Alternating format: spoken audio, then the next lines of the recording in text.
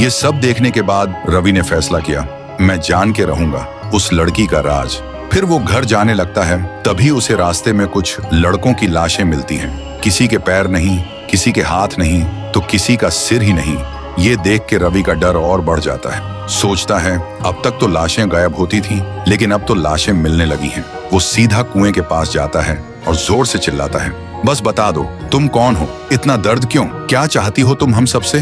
तभी कुएं के अंदर से वो लड़की निकलती है, आंखों में आग लेकर बोलती है, तू यहाँ क्यों आया है, क्यों जानना चाहता है सब कुछ, ये मेरी लड़ाई है, तू बीच में मत आ। और वो लड़की वापस कुएं में चली जाती है। रवि सोचता है इसके साथ जरूर कुछ बहुत बुरा हुआ है। अगली सुबह रवि गांव वालों को इकट्ठा करता है और बोलते हैं, अगर किसी को कुछ पता है तो अब बता दो, वरना इस बार कुछ ज्यादा ही भयानक हो सकता है। गांव वाले रोते हुए कहते हैं, उसके बारे में हमें कुछ नहीं पता। फिर रात होती है और इस बार वो लड़की सीधा लोगों के घर में घुस जाती है, लड़कों को मारने के लिए। हर तरफ सिर्फ चीखें थीं, लोग डर के मारे इधर उधर भाग रहे थे। तभी रवि उस लड़की के सामने आ जाता है और लड़की उसे जोर का एक थप्पड़ मार देती है। रवि बेहोश हो जाता है। जब रवि को होश आता है तो देखता है कि वो एक पुराने घर में है, जहाँ कुछ लड़के किसी राज की बात कर रहे होते हैं। और फिर जो रवि सुनता है उसका दिमाग हिल जाता है। वो लड़की कोई और नहीं, गांव की ही एक सीधी साधी और मासूम अनाथ लड़की थी। नाम था मीरा। एक दिन मीरा स्कूल से घर जा रही थी, तभी कुछ लड़कों ने उसे छेड़ना शुरू किया। मीरा चिल्लाई, मैं सबको बता दूंगी। तभी उन दरिंदों ने उसे उठाया और जिंदा कुएं में फेंक दिया। वो चिल्लाती रही मगर किसी ने नहीं सुनी उसकी चीख, और मरने से पहले मीरा ने एक श्राप दिया, जब मेरी चीख कोई नहीं सुन सका तो अब हर चीख में सिर्फ मौत होगी। गांव के हर लड़के को मैं ले जाऊंगी एक एक करके।